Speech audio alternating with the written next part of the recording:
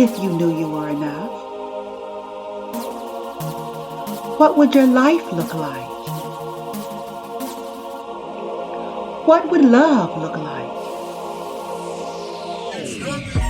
This is the Enough Factor broadcast, where we're redefining what makes you enough in life and in love.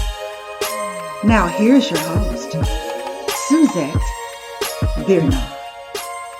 Hello everybody, it's your life coach and relationship solutionist, Suzette Birnall, and welcome to the Enough Factor podcast.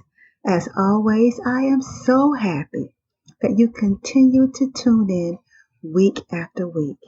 And if this is your first time, you'll find that this podcast deep dives into the underbelly of enoughness, helping you to redefine what makes you enough on your own terms. With this podcast and everything that I do, my intention is to amplify what I've found to be 3 critical factors of enoughness: your voice, your value, and your vision. If I can do that, you'll have a more heart-connected, meaningful answer for when doubt creeps in and causes you to question if you're enough. Today's episode is no different. In fact, I'm reaching back to 2018, where I had such a compelling conversation with fellow relationship coach Tonika Maria that I wanted to share it with you today. Actually, we stumbled onto this topic over breakfast between impassioned exchanges about how women miss the blaring red flags, and she dropped these words on me. What are you pretending not to know? Y'all, it was a fork-dropping moment. That's when I knew we needed to bring this conversation to the masses and title it, What Are You Trying Not to Know? So we made it happen. But first, 2 things. 1, this episode is brought to you by Wellness for the Modern Woman, a workshop for the woman who has everything. She's got a great life and appreciates all the blessings, but she feels like something is missing, and that nagging feeling just won't go away. If that's you, you don't have to suffer in isolation. Wellness coach Tiffany, Matia, and I have teamed up to help you find your missing piece. The date, Saturday, October 16th. The time, 10 o'clock a.m. Eastern Time. The place, the Wellness Craze Studio in Clayton, North Carolina. Tickets are now on sale. Just go over to thewellnesscraze.com and purchase it now. Also leading up to the workshop, Tiffany and I will be hosting live coffee and conversations about who we are, why we decided to team up, and what participants can expect at the workshop. And, drum roll please, the great prizes that ticket holders are eligible to win. So I don't want you to miss it. Stay in the know by connecting with me via Facebook, Instagram, and if social media is not your thing, join my distribution list. The details are in the show notes. Now, I said 2 things, right? So the second thing is to properly introduce Tonika. Hello. Tonika Maria is an author, women's life group leader, and speaker who loves to use her passion for practical wisdom and truth to help Christian women successfully navigate tough relationship transitions and quote-unquote wilderness seasons with peace, clarity, and greater levels of wholeness. She burst on the scene with 4 words: get real, be healed, and put her groundbreaking perspective to paper with her 2014 book, Get Out of That Dead-End Relationship Now, and more recently, A Woman's Journey, 14 Keys to Ascending to the Next Dimension. Her purpose? To help bring clarity for women who are struggling, anxious, and confused by helping them walk into their destinies with wholeness and freedom from dead-end relationships. And now, my conversation with Tonika Maria. so excited because the conversation that Tonika and I had was nothing short of revelatory. Wow. Nothing short of it. You know how you get together with people that are like-minded and you have these conversations. But see, she and I are both relationship coaches. So there is no way, after we talk about how good the food is, in some way, shape, or form, well, we're going to start talking about relationships. We can't help it. Can't help it. It's just in us. It's what we're purposed to do. So Tonika, tell our listeners and our viewers, actually, what you shared with me that really caused us to step into something that was just magical and mind-blowing. Yes. So we were having a conversation, we're eating our food, we're enjoying ourselves a couple of weeks ago. And I posed a question, which it came from one of my mentors, Shannon Yvette, and she got it from a mentor who asked her the same question. And the question was, and Shannon, if you're watching this, hello, I give you credit, shout out to you. The question was, what is it that you're pretending not to know? And we're talking about life. We're talking about the things we go through. And I said that question to Suzette, and she fell back in her seat. She fell back in her seat. What is it? Because it was about your relationship situation that you're pretending in your life. Exactly. And what made me fall back in my seat, Tonika, was immediately I thought of the times in my life where something inside of me knew, something inside knew either it wasn't the right time, it wasn't the right place, something about this person wasn't right, but I wanted to be wrong. For whatever reason, I wanted to be wrong. And because I wanted so much for whatever it was I was hoping, whatever it was I hoped to gain, whatever validation that I guess it prompted or triggered, I wanted that. Maybe it's because he had cute eyes, I don't know. But maybe it was the potential, maybe he said those words that made me get triggered with hopefulness and made me just go completely deaf, dumb, and blind, and press even when all the signs were there that it wasn't going to work or that it wasn't the right place, wasn't the right connection, wasn't the right time. So why do we do that? That's the thing that I thought about. Why do we do that?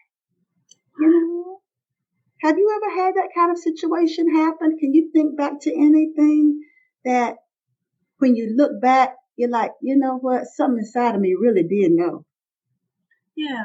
Why did I what lesson did I need to learn? What was it that my soul was crying out for in that situation? That I called for this particular relationship, that I agreed to get myself entangled in a certain situation.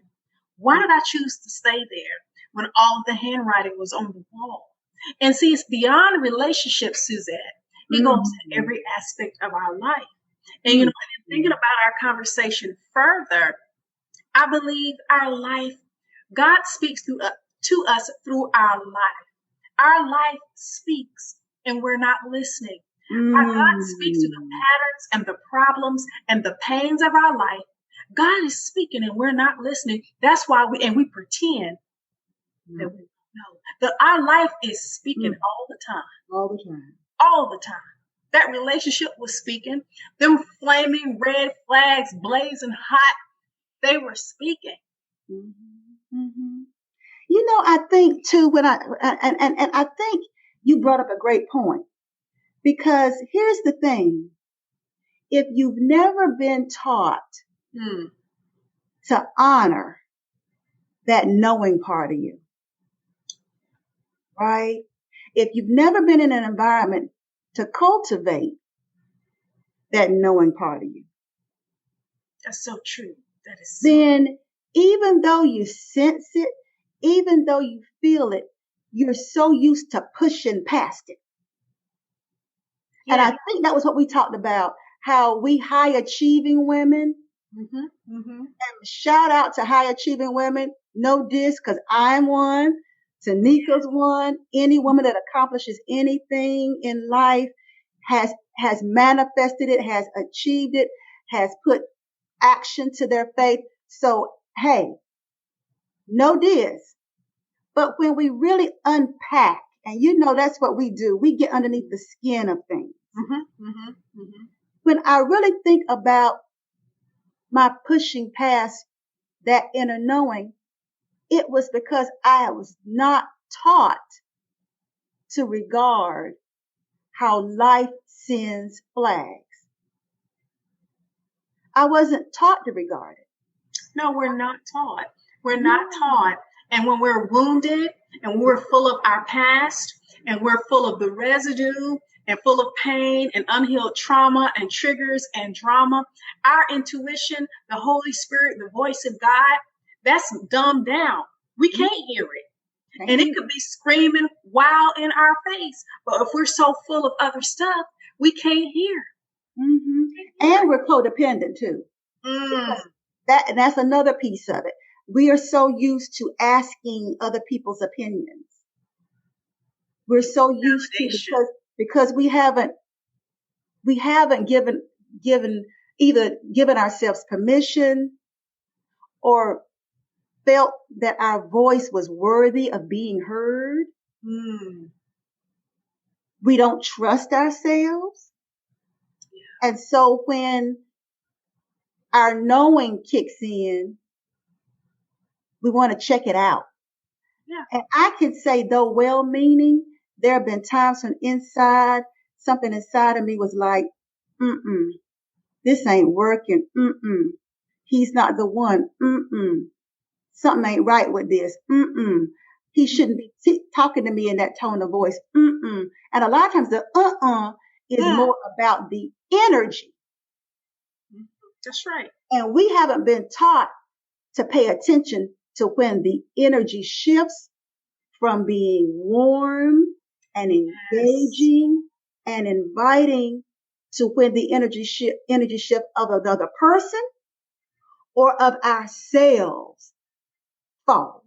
Because we don't know. We don't take the time to get to know ourselves. And when we're wounded and distracted, we allow ourselves, we talked about the distraction and the fig leaves in that conversation. That blocks your capacity to hear as well. Because I want to be distracted. I want to be diverted. I want to cover it up. I want to be busy and dizzy. And I can't hear what this situation is showing. And I'm so busy and dizzy with my fig leaves and covering up stuff.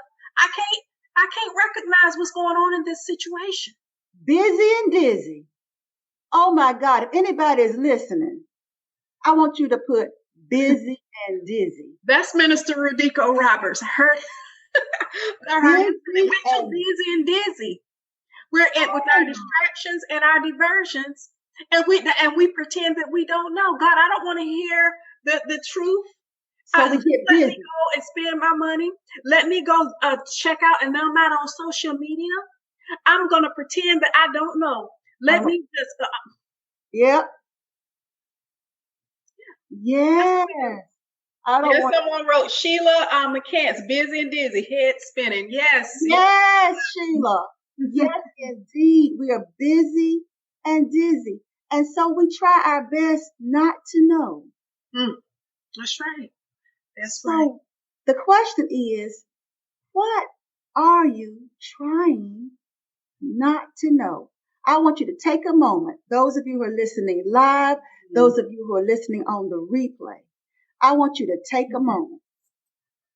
Take a busy and dizzy break. Take a break from being busy and dizzy. Take a break. Get your bearings. Because if you don't acknowledge something, you can't change it, right? So take a break. And I want you to take a moment and write down, what is it that I know that I'm trying not to know? Because sometimes we go to people because we're trying not to know it. And if they validate our not knowing, it gives us permission to keep right on doing what we're doing. And then we perpetrate the lie, and we're not showing up authentically in our relationships. And then we repeat the same patterns over and over again, because it's the truth that sets you free. It's the truth that you know and do. That's free. And so if you keep perpetrating and pretending that you don't know, then you're living an authentic life and you're not really walking in the truth. And so you can't have a truthful relationship if you're not being true to yourself, because you have that duality going on. Mm-hmm. And let's talk about, since we're talking about relationship, let's talk about the people, the men that we meet. And many times when we meet somebody, we don't bring who we really are to the table. That's another way of pretending not to know what you know. You know who you are. You know what you like. You know those things. But when you decide to send your representative out on a date, you are pretending not to know what you know. When you stop being yourself and you become so focused on what he's doing, what he likes, what you've been told by other men about yourself, and you've decided, well, I can't bring my real self to the table. So let me do my hair differently. Let me wear something else differently. And then as the relationship goes, you become more invested in being somebody else that you think he wants than truly showing up as yourself. I told you we go in. Amen. Because we over 30, over 40, over 50 women. It's time for us to really tell ourselves the truth. And if you don't feel comfortable enough to bring who you are to the table, you're not ready. Then you're not ready to come to the table. You're not ready. And so that brings a point. So when we were having that conversation earlier at First Watch, you may, and I wrote it down because you know I'm a great note taker. Remind me, you can read it. You said that when you would, before a relationship with a man would turn to the romantic nature, when it was maybe in a friendship stage or in a platonic stage, you would just be your normal, delightful self. Remember you said that? And then the minute that the man switched and decided, okay, he has a romantic proclivity, a romantic interest in you, then all of a sudden you left the delightful Suzette at home and you brought the needy and the critical Suzette to the date. So why can't you bring the delightful you, the playful you, the feminine you, the essence of who you are? But then when it shifts over to romance, now you are all crazy. Oh, okay. This is moments. This is what we do. And I remember that. Yeah. I remember that. Because dating authentically is bringing the truth of who you are. So what lids? What limitations? Yeah. What ideologies? Ideas that really aren't serving you? What disconnects? The difference between what you say you want and what you present to the world. And what stories? What story have you told yourself that made you switch from being your authentic, delightful self to playing a role or bringing your needy, your desperate, your critical, your bag lady, your I don't need a man self once the man shows an interest? You know, because I don't know how things happen, because I wasn't a person that dated. I didn't grow up dating. My parents did not talk about dating. Men came calling. That's showing how old I am, y'all. But men came calling. So I didn't go out on dates. So what ended up happening in my life is a lot of times I would have friendships, unless the guy asked me to be his girl at school, I would make friends with people and only to discover the guy friend at some would decide it was time to let me know he had been carrying a torch for me all the time. Wow. And I'm going, I didn't know. And then we start talking about it. And it's when I really think, immediately when he told me, something was shifted. What is that? You stop being the friend. You stop being the person that person fell for. And now whatever insecurities you have, whatever, all those things that you've been taught about men and how you have to, all those different things, they come into play and they choke. Wow. What could be a great relationship. And we're wired to blame him for it. But what part do we play in it?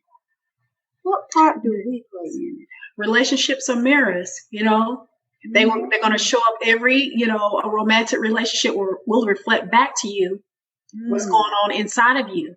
So when that man shows up in your life, whatever's unhealed, whatever issue you have, it will come up fairly quickly. And so that's where that shift comes from. All of the fears, all of the defenses, all of the wounds, all of the walls, all that stuff, if it's not dealt with, that's what's going to come up.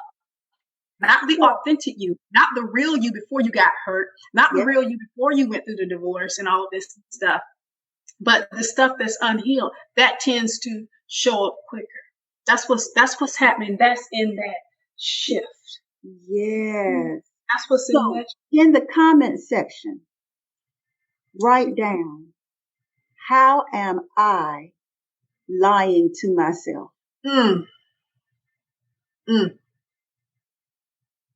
Even if you're listening to the replay, write in the comment section, how am I lying to myself?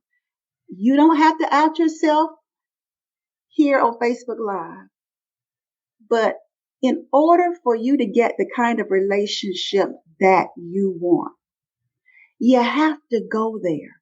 A lot of us just want to know the nice, wonderful, accomplished part of ourselves. That's good.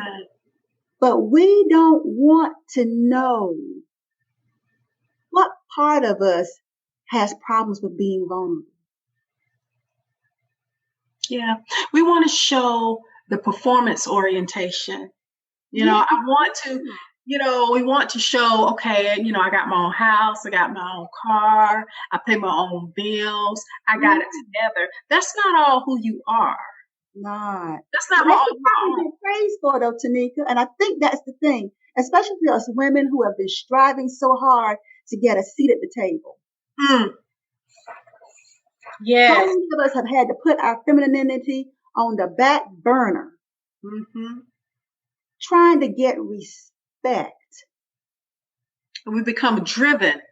Yeah. Very driven, very performance-based, and it goes in terms of ministry, in terms of, the entrepreneurial stuff. And you made a point in our conversation too, that the reason why we don't heal from our hurts is because, again, we go back to being busy and dizzy. And you made the comment, high achieving women, when we're hurt, what do? We go start a project. What do? We decide we're going to be a hustle entrepreneur and we're going to get our grind on. What do? We go start another ministry, another project. We won't sit up there. We won't take the time to heal. We won't. We'll go find us another man. Those become the things that we cover with. And we'll find us another man. No. Yes. What about the real you when you take all of that away? Can I have your presence? Yes. But we want to show, we got that Mary syndrome. Let me impress him with what I can do for you. Let me do for you. Let me do and serve and do. But what about you? And how many of you have found that the more you do, Ooh, Jesus. the less he shows up. Wow. Because I don't know about you, Tonika, and the people that have come to me, women that have come to me that says, I do this for him. I do that for him. I do the other for him. I stopped doing this so I could be with him. I did this. I did this. I did this. And he still doesn't treat me the way I want to be treated. He still doesn't give me the attention. He still doesn't listen. He still doesn't help. He still doesn't. Because we're controlling and dominating. And when we're controlling and dominating, then that's making the man passive. Because Tonika, remember when we were talking, you had a book that you were referring to. Yeah, The Captivating Woman. Talked about the different ways that women show up. Talk about those two extremes. Wow. The dominating woman or the desolate woman. The dominating woman is one that, because see, we get dominated because, and it started back with the basic premise of the book is in Eve, the root or the origin of it was taking that fruit. And when Satan told the lie that you can have this fruit and nothing will happen, basically, it gave the impression that God was holding something back from her. Yeah, he had lied. That God lied and that he's holding out on her, right? So let's take this forbidden fruit. Well, ever since then, the woman can't really trust because of that sense that God is holding back. And I can't fully trust God. And so that plays out in every relationship. So I got to control things. I have to manipulate things. I have to dominate things. And we have this relational void that's direct. And I'm not articulating this as the way it's in the book. But it's so powerful and profound. But as a result of that, we have that thing that's missing. Something's missing. I'm not enough. God is holding back on me. So now I got to grasp and seek and chase and dominate. Yeah, because I can only trust what I can do. Yes. And that's where it's coming from. Then you have the other extreme, the desolate woman who's very clingy, very needy, and she hides out. She doesn't express her voice. She's more passive, but she's more of that desolate, needy, clingy, codependent, letting a man run over her. So you have two extremes of the same problem. One woman can be very dominant. One can be desolate. I err on the side of being dominant. I'm just being real. I've kind of gone in between. I have done that too. It's almost like you are dominant in your own life, making your own way. But then the man enters the picture and you might have that vibrato. But if you sense him getting disinterested, if you sense him retreating, if you sense that he's not as available for you as he was when you were first dating, if you sense that he's, something he doesn't feel as right, he doesn't seem as excited, he's not as available, he's not catering to you as much, then I would shift more to the needy. What do you need? If he says, well, you're too busy, then okay, I try to figure out how to be unbusy. If he's, you always are trying to make me do this or make me do that, then I back up and I say, okay, well, what do you want to do? Okay. And there's a balance because if you're not careful, you go to the different extremes. Extremely in control, extremely out of control. But healthy is the middle. The middle. Yes, and we have to really work to cultivate that sense of healthiness, cultivate being healed on the inside. So again, that we show up authentically in our relationships. We're not trying to dominate and control, but we trust God and we trust ourselves, and we prompted by the inner knowing of, you say the Holy Spirit or intuition, that we can just be settled in our relationships and have our soul level questions answered so that we're not going to a man for validation or trying to control him to manipulate it so that we can feel good about it, that we're settled and rooted and grounded. Yeah. Self-love Yeah. Knowing ourselves so that we can just show up, in a state of relaxation and being at ease in the relationship. And Yeah. not just all just, ooh, God, that's just such a crazy place to be. It is, and the thing you had mentioned something that was so powerful when we're talking. You said we can believe God for Mm. heaven. We can believe God for eternity. Mhm. That's what you said. We can believe God for eternity. How did you put it? Yes, and that was a statement again from Shannon when she was having a discussion.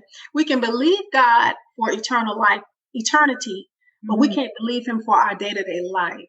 I can Mm. believe Him for the sweet by and by, but I can't believe Him to heal me from my unhealthy relational dynamics or from Mm. my past trauma or for me to just be able to have healthy love again. I can believe God for all this big stuff. I go to church, fall out, speak in Name it, tongues, claim roll on the floor, but all. then I'm back into my high achieving, performance oriented, busting and grinding and hustling and being all hard. Yeah, and it makes me ask the question, in Yeah. our running and achieving, at what point did you leave God behind? Mm. And you made the statement in that conversation Mm. that those areas where we're unhealed, that's where Christ has not been fully formed in us. We're not allowing that. When No. are we so I can believe Him for eternity, but I can't believe Him enough for Him to be healed, to heal and be formed in that area of my life Yeah, to we let feel me like we have to fully perform for Him. Yeah, we express. feel like we have to perform for Him. Mm. If we perform well, He blesses us. If we don't perform well, then life is difficult. Life is hard. We sinned. We missed the mark. We did something to piss Him off. And Well, so we spend so much of our time trying to prove. and we take that into our relationships. Yes, and that's the problem.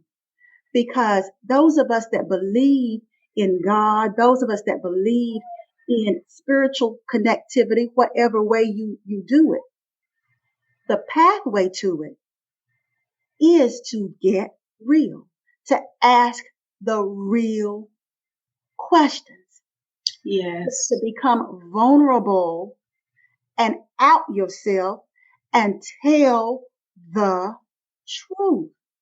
Because And for truth many of is us, painful.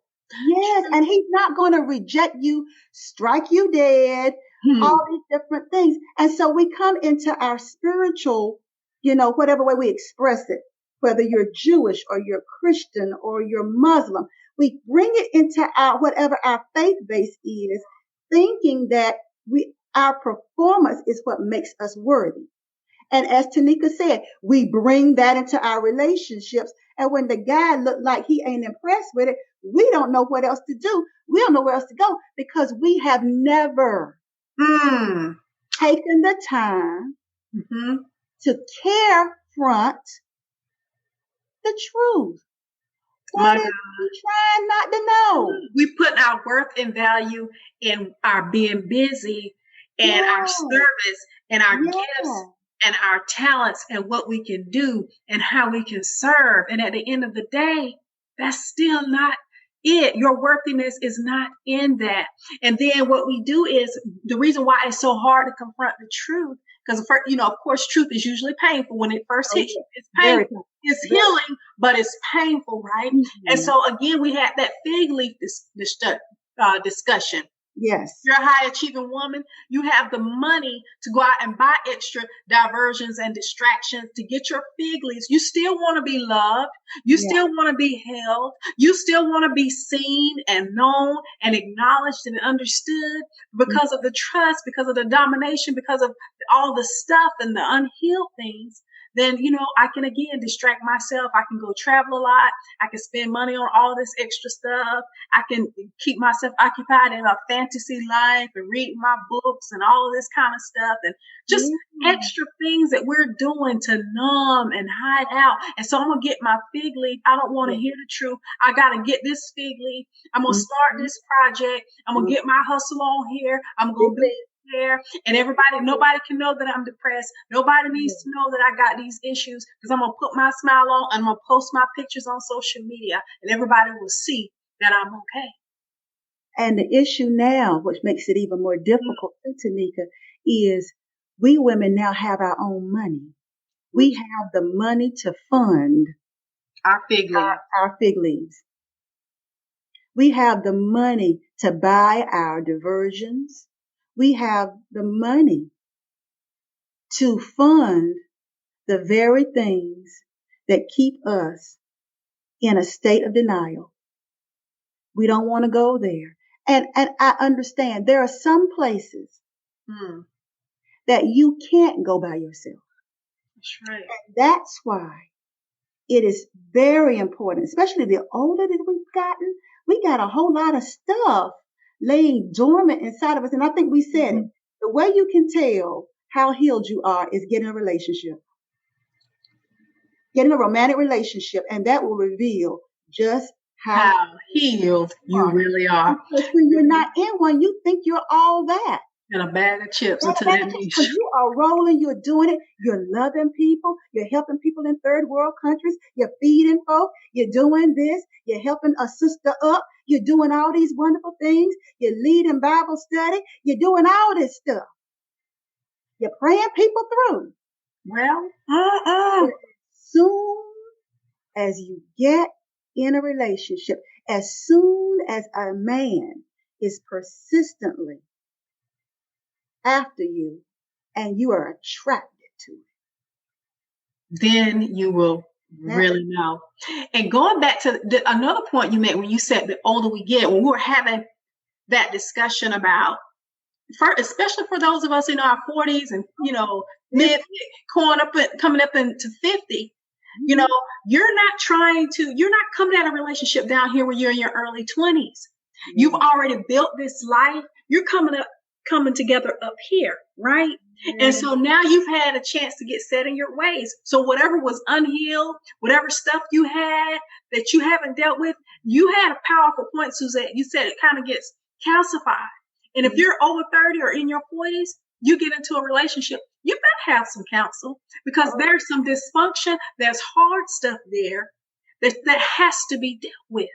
Because when you're coming together at this level, is a whole different thing than coming together when you got grown children, when you're you further evolved in your purpose. This is why being in purpose is so important. Yes. Attracting a person at the high level of purpose. Yes. The same person. And a lot of us still we got high level aspirations, but low level relationships. Ooh. Somebody put that in. I hope someone is sharing this. You guys are getting notes. Say that again. We got high level aspirations, but we have low level relationships. And why are we having low level relationships? Why are we having low level? Why are we doing it?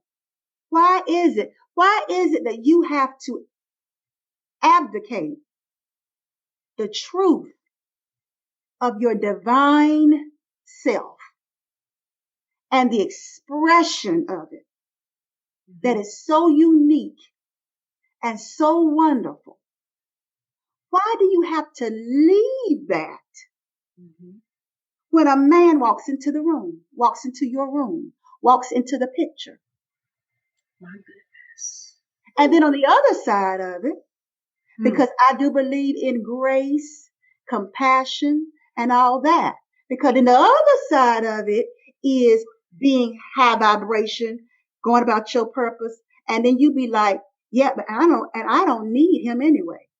So he walks into the room, he shows interest in you, and you're judging him as if he is insufficient.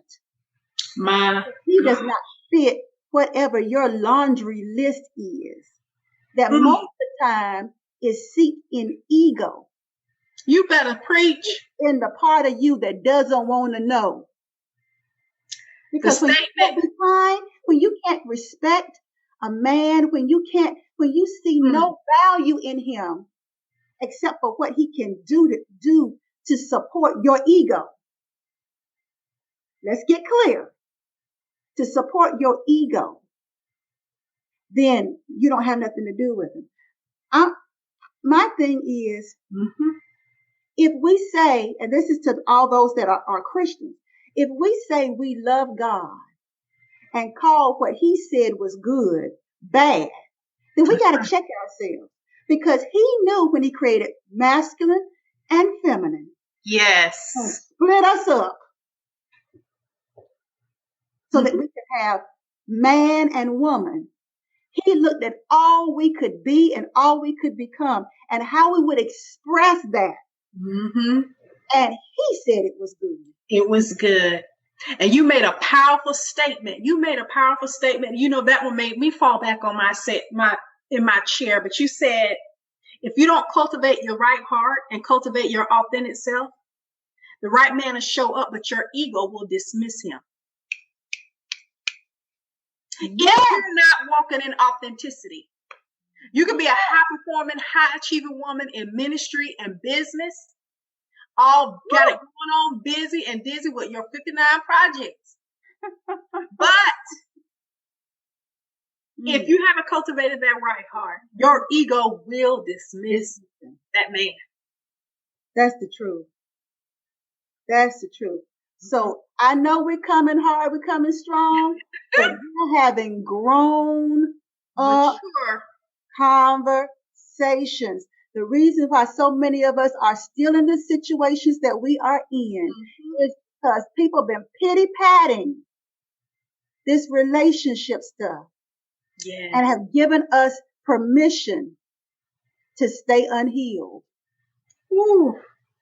And it's time for you, if you want better for your life, it takes effort. You cannot expect the man to come in and fix everything that's broken in you. You got to do some work on yourself first to give him something to work with. That goes back to the dynamic we had, the kings and the queens discussion. Yeah. A king is going to come already cultivated and ready, and a queen will be cultivated and ready, and they're coming together up here.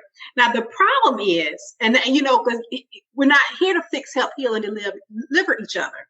When you come to the level of I'm walking in my queen, you know, you hear that phrase, I'm a queen, I'm a queen, I'm a queen. Yeah. But we're still functioning down here at peasants and you know, you said there's a prince to princess dynamic, and there's a king to a queen dynamic. So prince to princess is like, oh, we just at the level of the ego. You got a nice job. You treat me right. You return my text messages. You bring me flowers. We go on the nice dinners, and we're in the dates and dinners, and you're giving me attention. But king and queen level, this is a level of authority. This is a level of responsibility. It's a level of where you're ruling. There's a higher level of vulnerability and authenticity at this level, because it's so much at stake and it involves purpose. But we get stuck down here at the prince and princesses level. We're looking to fix each other. There's the codependency. We're still at this little level of not really being in the truth. And you talk to people who are purpose driven. You talk to strong, successful women, and they're still talking about stuff like, he had on the wrong color shoes. They're still talking about height. They're still talking about skin color. They're still talking about things like that, which having your preference is fine. But just because he meets your preference doesn't give him a front row seat in your life. Ooh, did y'all hear that? And he earned the right to be there. Is he worthy of your heart? Does he have the capacity to cover you in your calling? A king will have capacity to cover you for where you are now and for where you're going. Yes. Is there a mutual respect? Mm-hmm. And so we have to hold our dating and who we allow to spend time with us and text us and pick our brain and be with us. We got to find out where they're at. Because our time is precious. The older you get, the more you pour into yourself, the more you develop that authentic you, the more rare you become. Most people don't take the time to do that soul level work, that soul care. And so if you spend a lot of self-development time, instead of, spending $1,000 on weaves and stuff and trips and all this extra stuff, put that money in developing and investing in your inner healing. Yeah. You have a very strong sense of who God created you to be. And like what we said, like attracts like. And so you'll attract a man that is just as strong in who he is as you are strong in who you are. But if you are really evolving and growing and deepening and developing as a woman, then you should draw and attract a man that's doing the same thing. Yes, and you spoke about something really important. It's important to find someone who has a sense of purpose and a sense of service. That's good. But it's also right along with all of that. Have they cultivated a heart that is open? Have they cultivated a willing spirit? They might be attracted to a woman, but do they actually like women? She might be attracted to a man, but does she actually like men? And I'm not talking about lesbian or homosexual. There are a lot of people, when a person is trying to make you stop being who you are, if you're a man and that woman complains because in your manliness, you're not acting like she does. You're not showing emotion the way she does. You don't relate the way she does. And she's criticizing you, making you want to be a hairy version of herself. Then she has to ask herself, do you like men? Do you like masculinity? Or do you find it intimidating? And it's hard to be in an intimate relationship with somebody you feel like you got to fix. It's very ego-driven to think that you have the capacity to fix another human being, first of all, because we barely can fix ourselves. It's so hard enough to work to change me. How I look trying to change a man. The best thing I can do is work on me. I love the quote by Christina Rilo, unhealthy me plus unhealthy he will always and unequivocally equal an unhealthy we. Somebody write that in the comments. Y'all better write that down. Unhealthy me, put me in all caps, plus unhealthy he will equal an unhealthy we.